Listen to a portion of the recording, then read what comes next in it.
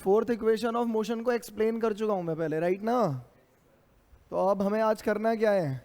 Fourth equation of motion को derive करना है यूजिंग कैलकुलस मेथड, राइट ना? ओके, तो है वो भी डिस्प्लेसमेंट से रिलेटेड, डिस्प्लेसमेंट है ना, nth सेकेंड। डिस्प्लेसमेंट की और भी इक्वेशन करी है, हाँ करी हुई है हमने। हमने डिस्प्लेसमेंट टाइम रिलेशन भी करी है, डिस्प्लेसमेंट वेलोसिटी रिलेशन भी करी है, हमने सेकंड इक्वेशन भी डिराइव करी है हमने। हम सेकंड इक्वेशन जैसे की थी ना आपने, एज इट इज वैसी डेरिवेशन चलने वाली है आपकी। फर्क किसका आएगा? टाइम का, या कह लो लिमिट्स का। जहां पहले लिमिट 0 से s होती थी, 0 से t होती थी, वहां वेरिएशन आ जाएगा बस, बाकी डेरिवेशन एज इट इज चलने वाली है आपकी, ठीक है? रिस्पॉन्स, हाँ। तो पता है आपको शुरुआत कहाँ से होगी? As we know that v is equals to D S over D X लिख लेते हैं हम, हमें x ही लिखने की आदत है ना? x को सेपरेट कर लो यहाँ से, v dt using first equation of motion, v is equals to u plus, तो dx is equals to u plus A T. इसके बाद क्या? देखो क्या लिखा हुआ है इसके बाद, on integrating both side with respect to its limits, comma we get. ठीक है, आप लोग भी ऐसे ही लिखना, ऐसे ही लिखोगे ना? उम्मीद भी तुमसे यही है। तो आओ इंटीग्रेट कर दें, integration of D X is equals to integration of U plus A T D T. Variation किसका? लिमिट का। हम कर क्या रहे हैं? डिस्प्लेसमेंट निकाल रहे हैं इन nth सेकेंड, राइट ना? यहां पर वेरिएशन मतलब एलिमेंटल पार्ट क्या है? डिस्प्लेसमेंट है, तो लिमिट क्या? Lower limit S N minus one, upper limit S N. ये बात समझ में आई? डिस्प्ले हमें nth सेकेंड की डिस्प्लेसमेंट पता करनी है, तो nth सेकेंड के डिस्प्लेसमेंट के लिए लोअर लिमिट क्या होगी? उससे एक सेकेंड पहले, और अपर लिमिट क्या होगी? वो पूरा एक सेकेंड।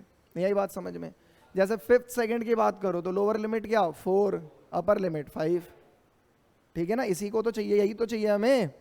हाँ, तो lower limit S N minus one, displacement in N minus one second, और displacement in N second, right? और टाइम क्या? एन माइनस वन सेकेंड और एन सेकेंड। लिमिट्स का वेरिएशन है बस, बाकी सब एज इट इज है। dx को इंटीग्रेट करोगे आपको पता है क्या होगा, पर अभी मैं इंटीग्रेट नहीं कर रहा।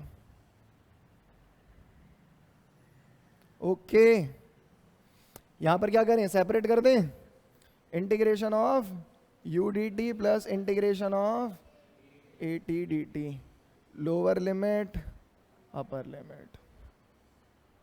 देखो ए को बाहर निकाल दें यहां से, यूनिफॉर्म एक्सेलरेशन ना, हाँ ठीक है। dx को इंटीग्रेट करोगे क्या मिलेगा? अद्भुत, अपर limit lower limit, right? u बाहर आ जाएगा यहां से, dt को इंटीग्रेट करोगे क्या मिलेगा? Upper limit lower limit. T D T, A तो बाहर आ गया, टी डी टी को इंटीग्रेट करोगे क्या मिलेगा? टी स्क्वायर बाय, बहुत अच्छे, अपर लिमिट। इजी है, यहां तक तो कोई दिक्कत होनी नहीं चाहिए आपको, है ना?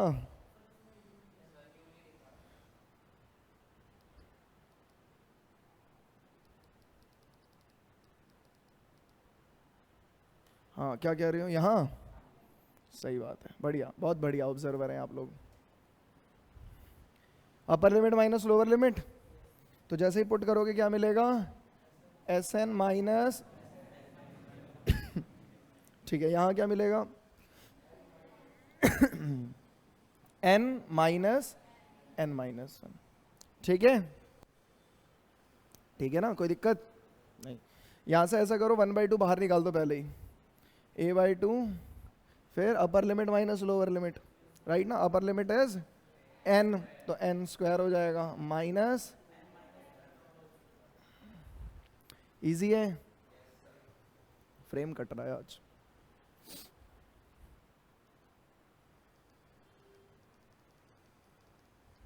ठीक है, अब आपको पता है u as it is, bracket open करो, n minus n plus 1 a by 2 n square minus n square minus 1 plus 2n। ठीक है, कोई प्रॉब्लम है किसी को? कुछ कैंसिल हो रहे हैं, यहाँ भी हो रहा है। ठीक है, अच्छा एस एन माइनस वन को मैं एस एन एथ लिख रहा हूँ। अब लास्ट क्लास में बताया तो था आपको, याद करो कि अगर ये n सेकेंड की डिस्प्लेसमेंट है और इससे 1 सेकेंड पहले ये n माइनस 1 सेकेंड की डिस्प्लेसमेंट है, तो n सेकेंड के डिस्प्लेसमेंट में से n माइनस 1 सेकेंड के डिस्प्लेसमेंट को आप माइनस करोगे, आपको जो डिस्प्लेसमेंट मिलेगी वही nth सेकेंड की डिस्प्लेसमेंट होगी। याद आया? बहुत बढ़िया। तो ये हो गया s, यही चाहिए ना, nth सेकेंड के displacement is equals to u plus a by 2n minus 1। इस फॉर्मूले का यूज करके हम किसी भी सेकंड के डिस्प्लेसमेंट निकाल सकते हैं। जैसे मेरे से कोई बोले 7वें सेकंड, 7वें सेकंड के डिस्प्लेसमेंट बताओ, तो n की जगह 7 रख दूंगा बस, यहाँ भी और यहाँ भी। इनिशियल वेलोसिटी और एक्सेलरेशन पता होना चाहिए आपको। इजी, फास्ट लिख लो लिख लो लिख लो लिख लो।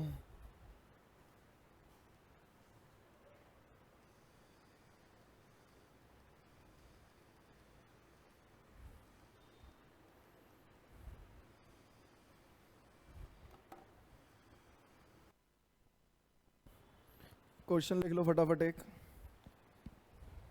A bus start from rest and move with a constant acceleration of 2 meter per second square. A bus starts from rest and moves with a constant acceleration of 2 meter per second square.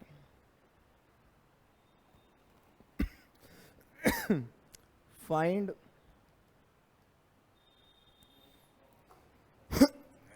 find the distance traveled by the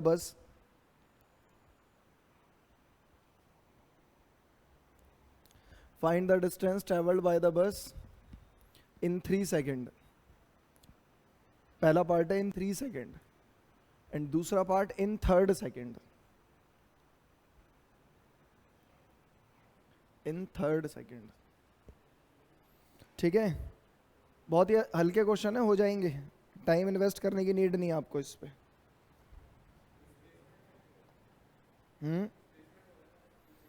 हाँ, 3 और 3rd second में displacement बतानी है। ठीक है,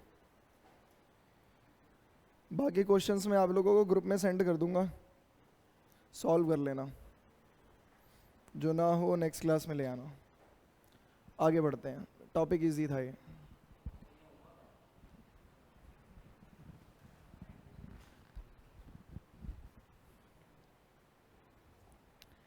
next,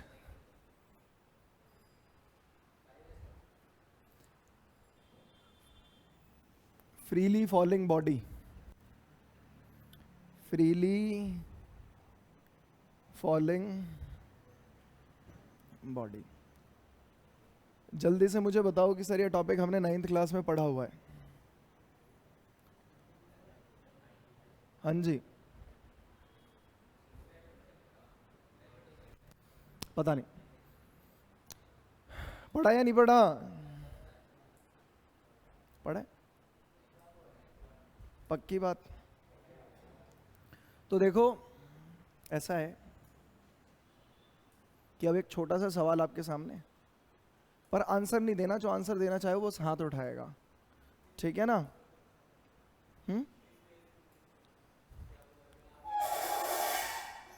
सुन ले बस, तो इसी बेस पे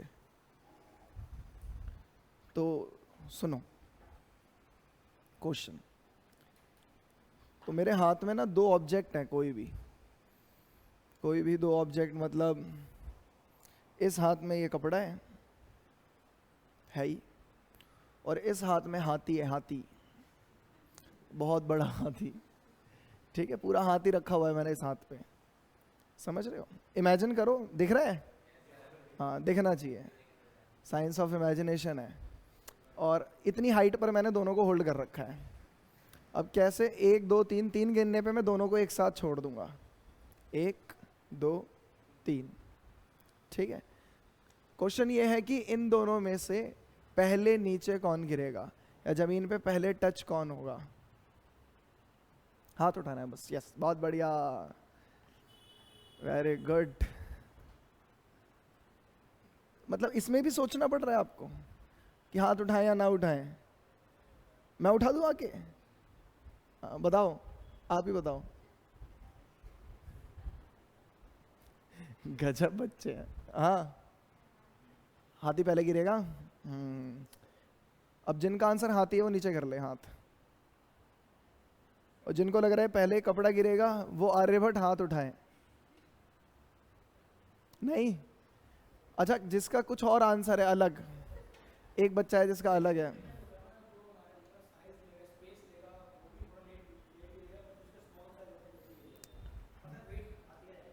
हाथी है वो भाई। तो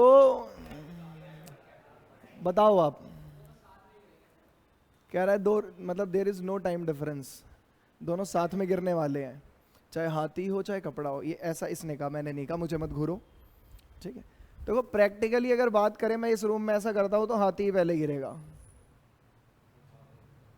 हाथी पहले, बोलो प्रैक्टिकली बात कर रहे हो तो हाथी उठा के दिखाओ। मतलब मान लो किसी तरीके से उठा रखा है क्रेन व्रेन की हेल्प से, क्या हो गया, सही है ना। अभी तो यहाँ पे तो हाथी पहले गिरेगा। तो अब क्या है, हमने क्लास 9th में एक फॉर्मूला पढ़ा था दो मासेस के बीच में लगने वाला gravitational force, F is equals to G M1 M2, याद है। यहाँ पे capital G was universal gravitational constant, जिसकी वैल्यू है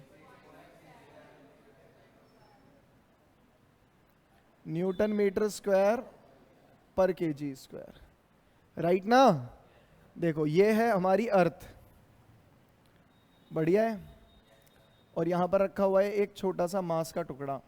ये अर्थ का मास कैपिटल M मान लेते हैं, इसका स्मॉल m मान लेते हैं, इनके बीच का डिस्टेंस r मान लो आप, ठीक है। मतलब यहाँ इस मास और इस मास, इनके बीच का डिस्टेंस कितना। तो अब इन दोनों के बीच में लगने वाला फोर्स कितना। तो अगर हम उस लॉ का यूज करें तो capital G mass of earth mass of body upon r square. कोई दिक्कत है? नहीं। इस बॉडी पे कितना फोर्स लग रहा है अगर वो पता करना है तो एक फॉर्मूला और पढ़ा है आपने, सेकेंड लॉ से जो आता है, न्यूटन के सेकेंड लॉ ऑफ मोशन से, F is equals to ma, भूल गए। तो F फोर्स किसकी, मतलब किस पे फोर्स की बात कर रहे हो आप, इस मास पे बात कर रहे हो ना। देखो फोर्स तो दोनों पे लग रहा है, ये मास अर्थ पे भी फोर्स लगा रहा है और अर्थ इस मास पे फोर्स लगा रही है, दोनों एक दूसरे के पास जाना चाहते हैं, पर पास जाएगा कौन, पास जाएगा ये मास। क्यों? क्योंकि इसका मास कम है, सही बात है ना। या अर्थ चली जाएगी उसके पास, ये जाएगा। अगर मैं 4th फ्लोर पे जाता हूँ इस बिल्डिंग के और वहां से कूदता हूँ, तो आपको क्या लगता है कि मैं वहीं अटक जाऊंगा और अर्थ आ जाएगी ऊपर? नहीं ना, अर्थ वहीं रहेगी, मैं जाऊंगा अर्थ के पास। रीजन, मेरा मास बहुत कम है। जिस बॉडी का मास कम उसमें एक्सेलरेशन ज्यादा। बात अलग है, दोनों पे लगने वाला फोर्स बराबर ही है। अर्थ, पूरी अर्थ इस मास को जितने फोर्स के साथ नीचे खींच रही है, ये भी अर्थ को उतने फोर्स के साथ ऊपर अट्रैक्ट कर रहा है। ऐसा नहीं है, नहीं कर रहा। Every action has equal and opposite reaction, और ये न्यूटन के थर्ड लॉ को फॉलो करता है। लगेगा, पर मास कम होने की वजह से ये खींचा चला जाएगा। ओके, तो इस पे लगने वाला अगर फोर्स की बात करें हम, तो इसको मैं ma लिख सकता हूं, मास इंटू एक्सेलरेशन, और ये किसका मास, बॉडी का mass, G m by r square. देखो mass of the body cancel हो गया, और जो ये G निकल के आया, मतलब ये जो A निकल के आया ना, इस A को ही हम G बोलते हैं। Capital G mass of earth radius of earth का स्क्वायर। समझ रहे हो आप? समझो, कैपिटल G की वैल्यू क्या है हमें पता है, mass of earth 6 into 10⁻⁴ kg के आसपास, रेडियस ऑफ अर्थ 6400 किलोमीटर के आसपास। मीटर में कन्वर्ट करके जैसे ही आप इन वैल्यू को पुट कर दोगे, इसके अंदर सारी वैल्यूज पुट कर दोगे, जी एम आर, सब कुछ सॉल्व करने के बाद हमें स्मॉल जी की वैल्यू मिलती है 9.81 मीटर पर सेकेंड स्क्वायर। यही है एक्सेलरेशन। एक्सेलरेशन ही तो है ये, राइट ना? पर ये एक्सेलरेशन ग्रेविटेशनल फोर्स की वजह से आया है, इसलिए बोलते हैं इसे acceleration due to gravity. Gravity की वजह से बनने वाला एक्सेलरेशन, राइट ना? जिसकी वैल्यू क्या है, नहीं, अभी के लिए हम थोड़ा समझने के लिए मान लेते हैं कि 10 मीटर पर सेकेंड स्क्वायर। सही है। और हमने एक बहुत बड़ी बात नोटिस करी इसमें कि इसकी वैल्यू को कैलकुलेट करते वक्त एक चीज देखो आप, कि बॉडी का मास कैंसिल हो गया, मतलब जी की वैल्यू बॉडी के मास पे डिपेंड, कि बॉडी का कितना मास है। मेरे पे जितना जी लग रहा है उतना इस पे लग रहा है, इस रिमोट पे, इस बॉटल पे, इस कपड़े पे, इस कपड़े पे जो इस हाथ में था, इस हाथी पे जो इस हाथ में था। सही बात है ना? हर एक ऑब्जेक्ट पे मैं अपना छोटा सा बाल तोड़ के यहाँ पे रख दूंगा, अगर उस पे भी जी कितना लगेगा, 9.8, राइट ना? अरे बोलो। तो क्योंकि बॉडी के मास पे तो डिपेंड करती ही नहीं, जी की वैल्यू किस पे डिपेंड कर रही है, कैपिटल जी पे, कांस्टेंट है। मास ऑफ अर्थ कांस्टेंट है, रेडियस ऑफ अर्थ कांस्टेंट है। सही बात है। तो ये तो डिपेंड करेगा ही नहीं कि बॉडी का मास कितना है। और ये एक्सेलरेशन बताता क्या है, ये भी सुनो। 10 मीटर पर सेकेंड स्क्वायर का मतलब क्या है कि अगर आप किसी बॉडी को यहां से फॉल कराते हो इस पॉइंट से, समझ रहे हो क्या? बोलो। अगर आप किसी बॉडी को यहां से फॉल कराते हो तो 1 सेकेंड बाद इसकी वेलोसिटी हो जाएगी 10 मीटर पर second. Rate of change of velocity ना, वही तो एक्सेलरेशन होता है। 1 सेकेंड बाद इसकी वेलोसिटी हो जाएगी, 2 सेकेंड बाद इसकी वेलोसिटी हो जाएगी, सेम रहेगी। तुम्हारी देही बहुत जोर से खुराक मांग रही है, पिटू पिटू चिल्ला रही है वो, है? Acceleration is rate of change of velocity. Acceleration की वैल्यू है 10 मीटर पर सेकेंड स्क्वायर। इसका मतलब अगर आप किसी बॉडी को यहां से छोड़ोगे तो वो 1 सेकेंड बाद 10 मीटर पर सेकेंड से चलेगी, 2 सेकेंड बाद 20 मीटर पर सेकेंड से चलेगी, 3 सेकेंड बाद 30 मीटर पर सेकेंड हो जाएगी उसकी स्पीड। टाइम जितना बढ़ेगा उसकी स्पीड 10 मीटर, हर 1 सेकेंड में उसकी स्पीड 10 मीटर पर सेकेंड से बढ़ेगी। इसीलिए तो 10 मीटर पर सेकेंड स्क्वायर है। अगर कांस्टेंट ही रहेगी तो क्या फर्क पड़ता है कि मैं यहां से कूदूं या चौथे मंजिल से कूद जाऊं, मैं तो सेम स्पीड से ही नीचे गिरूंगा। तो क्या दिक्कत है, कूद जाओ चौथे से जाके। कूदना नहीं है, ये जस्ट कंसेप्ट समझाने के लिए बता रहे हैं। समझ रहे हो बातों को? हाँ। तो हर 1 सेकेंड में बॉडी की स्पीड कितनी बढ़ेगी, 10 मीटर पर सेकेंड। क्या इसने बोला कि मैं कपड़े की स्पीड तो 10 मीटर पर सेकेंड से बढ़ाऊंगी पर हाथी की 20 से नहीं? उसने कहा कपड़े की भी 10 से, हाथी की भी 10। सही बात है। जब दोनों की स्पीड 1 सेकेंड बाद 10 हो जाएगी, 2 सेकेंड बाद 20 हो जाएगी, 3 सेकेंड बाद 30 हो जाएगी, दोनों को ही सेम हाइट से ड्रॉप करा रहे हो आप, तो दोनों को सेम टाइम में नहीं गिरना चाहिए। फिजिक्स के अकॉर्डिंग तो ऐसा ही होना चाहिए, पर ऐसा हो रहा है प्रैक्टिकली नहीं। क्यों? क्योंकि यहां पर हमने काउंट नहीं किया है डेसिपेशंस को, जो एनर्जी वेस्ट हो रही है। समझ रहे हो? जो अपोजिशन है, जैसे इस रूम में हवा है, एयर है ना, तो एयर जो है वो इसको ज्यादा डिस्टर्ब करती है। ये जब नीचे जाता है तो इसको एयर के पार्टिकल्स को हटाना पड़ता है, फिर ये नीचे जाता है, तो ये एक तरह से एयर पे फ्लोट करता हुआ नीचे जाता है। हाथी है वो, हाथी। हाथी को हवा रोकेगी क्या? वो धाम गिरेगा। सही बात है ना? 1 मिनट रुक जाओ, समझ रहे हो बात को? एयर एक रेजिस्टेंस ऑफर करेगा या नहीं करेगा? जैसे मैं और ये कपड़ा दोनों कूद जाए 4th फ्लोर से, तो कौन पहले पहुंचेगा नीचे? इसको एयर रेजिस्टेंस ज्यादा दुखी करेगी। मान लो यहां से लेके 4th फ्लोर तक एयर नहीं है, पानी भरा पड़ा है, पानी है, हर जगह पानी है ऊपर तक।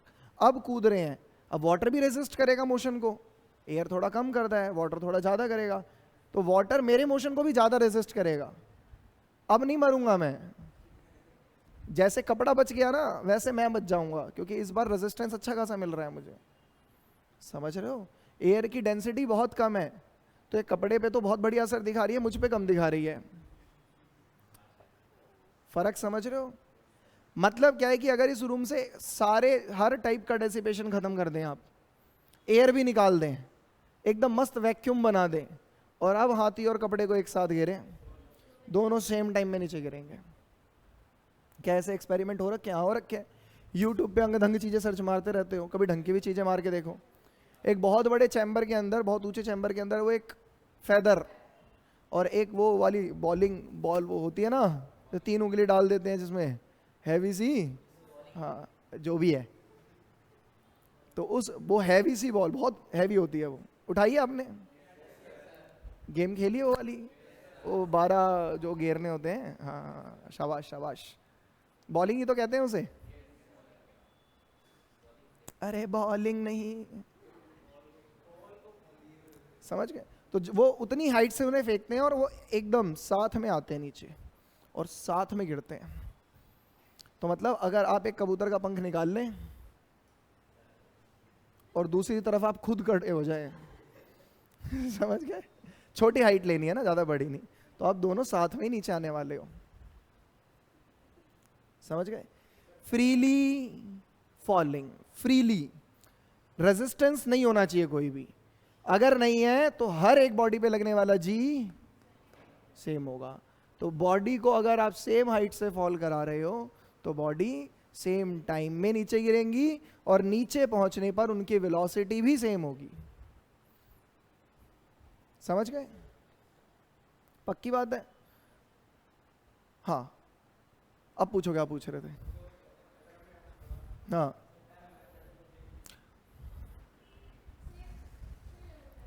कह रहा है कि फेदर आपने छोड़ा और एक तरफ से मुझे छोड़ा, मेरे पाँव पहले पहुंच जाएंगे, मैं तो बड़ा हूं।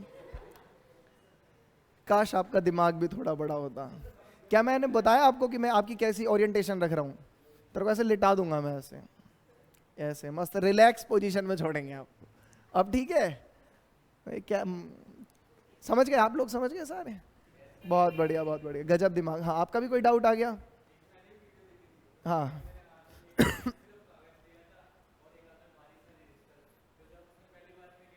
कर लेते हैं इसको।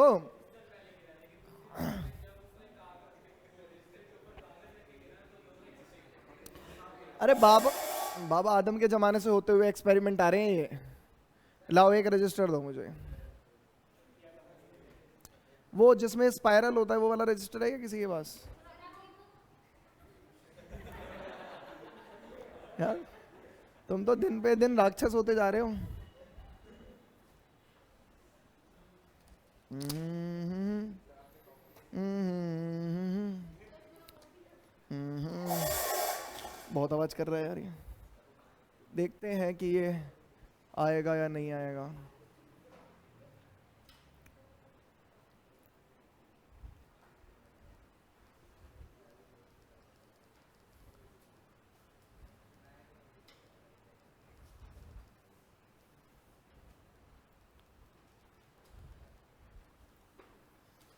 आओ,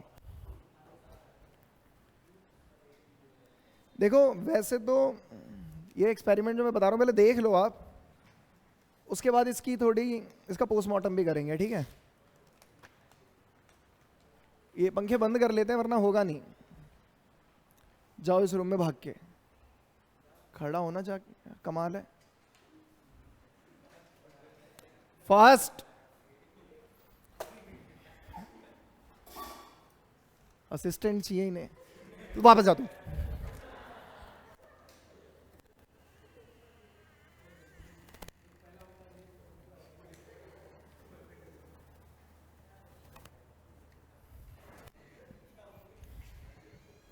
आओ देखो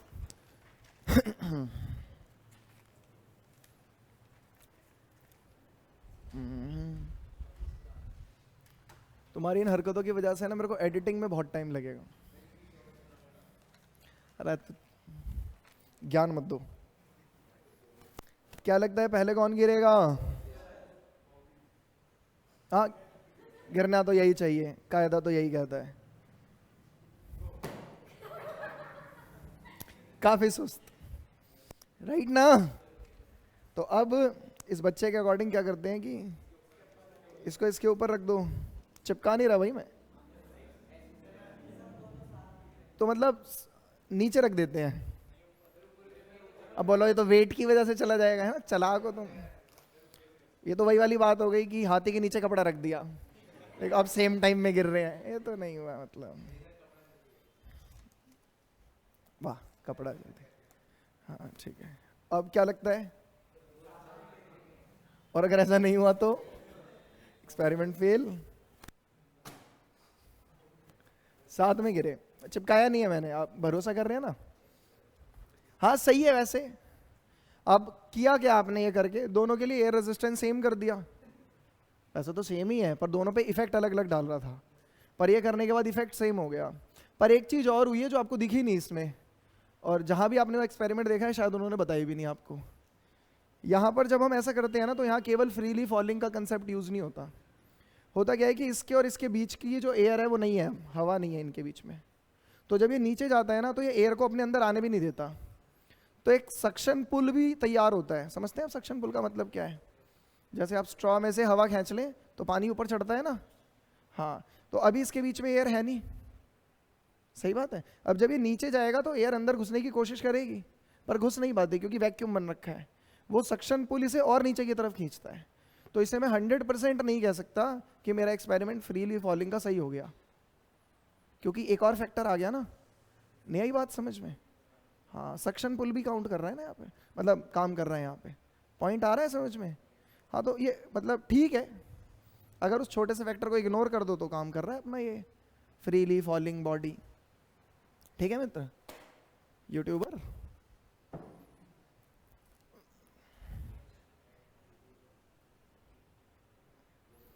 ओके, आगे बढ़े, नोटबुक में टॉपिक तो डाल दो जब तक। फ्रीली फॉलिंग बॉडी,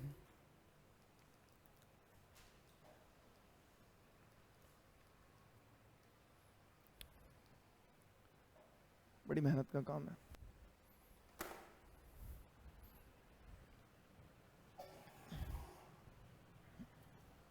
अच्छा, बॉडी जब फ्रीली फॉल होती है तो उस टाइम पे उसका एक्सेलरेशन यूनिफॉर्म होता है, यही सीखा ना हमने, एक्सेलरेशन यूनिफॉर्म होता है। ये चेंज होगा क्या?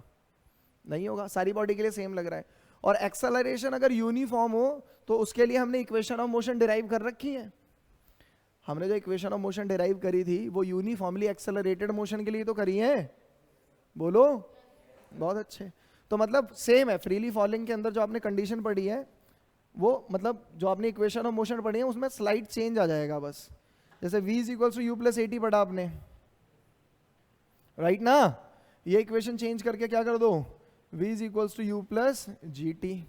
अब कुछ बच्चे बोलेंगे g को माइनस लगाओ, जी मतलब माइनस जी टी करो, बताया मैंने कि बॉडी मैंने ऊपर फेंकी है नीचे, राइट ना, नहीं आई बात समझ में? साइन कन्वेंशन हम क्वेश्चन के हिसाब से कंसीडर करेंगे।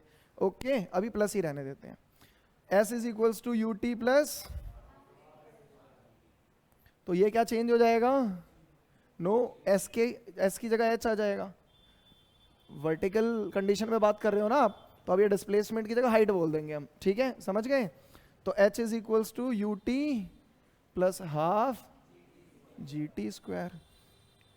एक है V square minus U square is equals to 2as, ये चेंज होके क्या हो जाएगा आपका 2gh। फोर्थ भी पढ़ी हमने, फोर्थ भी पढ़ी, एस एन एथ भी तो पढ़ी, क्या u plus G by two N minus one, मतलब इसको तो चेंज ही कर दिया मैंने डायरेक्ट, एच एन एथ मतलब किसी भी nth सेकेंड के डिस्प्लेसमेंट, समझ गए? तो फ्रीली फॉलिंग बॉडी में 4-5 इक्वेशन लिख लें आप, फिर इसके क्वेश्चंस पे चलेंगे हम, इतनी सी बात है बस।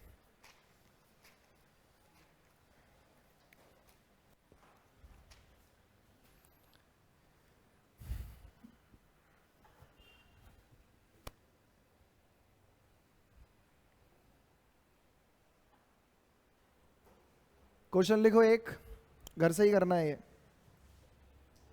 लिख लो बस। A stone is thrown from the top of a building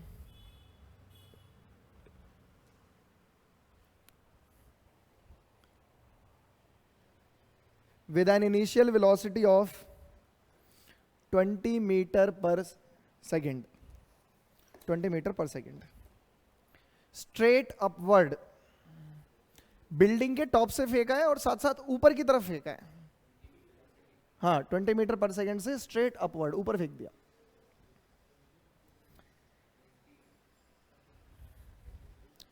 twenty metre पर second straight upward. The building's 50 meter high. The building is 50 meter high. And the stone just misses the edge of the roof. And the stone just misses the edge of the roof. Edge of the roof. Edge of the roof. लिख लिया. On its way down. On its way down. Okay. लिखो. Determine first part. The time needed for the stone. The time needed for the stone to reach the maximum height. To reach the maximum height. Second part लिखो. Second part लिखो. Maximum height. पहले में time निकालना है maximum height तक पहुंचने में, दूसरे में मैक्सिमम हाइट ही निकालनी है. तीसरे थर्ड पार्ट लिखो. The time needed for the stone, the time needed for the stone to return the level of thrower, the level of thrower. D part लिखो. The velocity of the stone at this instant. The velocity of the stone at this instant. And fifth part, the velocity and the position of the stone. The velocity and position of the stone at t equals to 5 seconds. At t equals to 5 seconds. Question तो समझ में आ गया होगा आपको पक्का. फिर भी एक बार क्वेश्चन देख लो बस. कह रहा है एक बिल्डिंग है, बिल्डिंग की हाइट बता दी आपको 50 मीटर, राइट ना. तो हमने एक स्टोन फेंका यहां से 20 मीटर पर सेकंड की स्पीड से ऊपर की तरफ.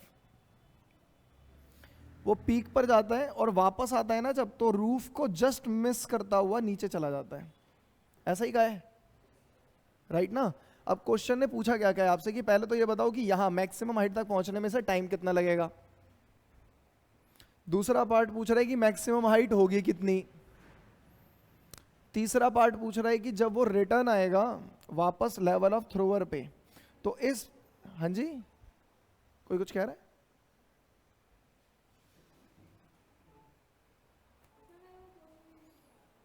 थर्ड पार्ट में क्या कह रहा है. The time needed for the stone, कितना टाइम लगेगा उसे लेवल ऑफ थ्रोवर पे वापस आने में, राइट ना. और फोर्थ पार्ट में कह रहा है कि जब वो वापस लेवल ऑफ थ्रोवर पे आ जाएगा, यहां पर आ जाएगा, तो कितनी वेलोसिटी से नीचे जा रहा होगा.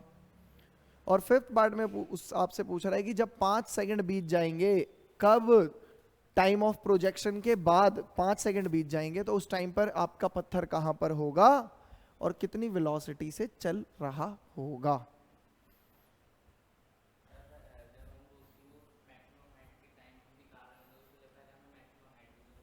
नहीं चाहिए, क्यों चाहिए. टाइम पता करना है. इनिशियल वेलोसिटी पता है u, जब मैक्सिमम हाइट पे फाइनल वेलोसिटी हो जाएगी 0. टाइम हमें पता करना है. एक्सेलरेशन क्या लगेगा इस पे, acceleration due to gravity g. निकल गया, टाइम निकल गया. अब कोई भी इक्वेशन निकाल, लगा के h निकाल लो. मतलब क्वेश्चन मुश्किल नहीं है, अब ट्राई करोगे हो जाएंगे, सारे पार्ट हो जाएंगे, ठीक है ना. बाकी प्रैक्टिस के लिए और क्वेश्चन भेजे जाएंगे आपको, डोंट वरी। अभी करोगे यार, बैकअप क्लास है, थोड़ा जल्दी कर लो। करना चाहते हो मतलब, आप करके ही मानोगे। अभी ट्राई करो, क्वेश्चंस आपको दबा के मिलेंगे, आप ट्राई करें। और उसके बाद नेक्स्ट क्लास में, मेन क्लास नहीं चल रही ना, बैकअप चल रही है, समझ लो, थोड़ा सा जल्दी करना पड़ेगा हमें बस। कर लो यार, करो जल्दी करो, फास्ट, रोक देते हैं वीडियो। ठीक है, अब इसके आगे नेक्स्ट क्लास में ही करेंगे, ओके। अगला टॉपिक है अपना ग्राफिकल रिप्रेजेंटेशन ऑफ मोशन, ये नेक्स्ट क्लास में ही करते हैं, ठीक है। हाँ, बग जाओ।